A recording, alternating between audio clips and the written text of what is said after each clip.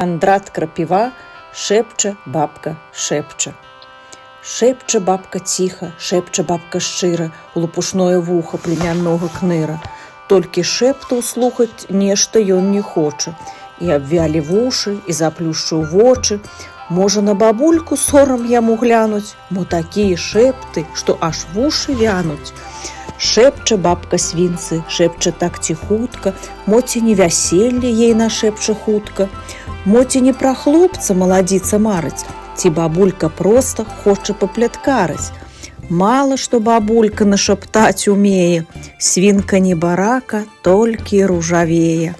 Мала каго бабка можа ёй пасватаць, перастала свінка і нагамі кратаць.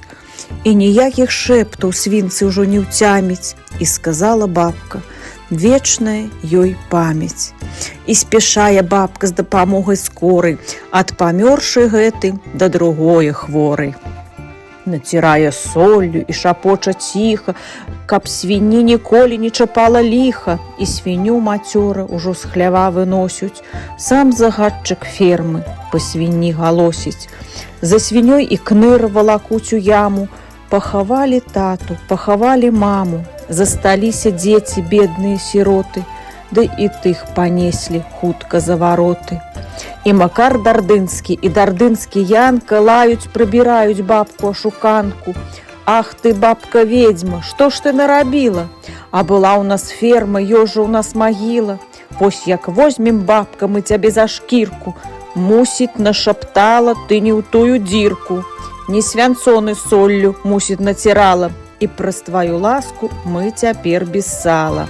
А не паляндвіцы, а не тыя шынкі. І спраўляй, як хочаш, па свінях памінкі. Старшыня гаруе і загадчык фермы.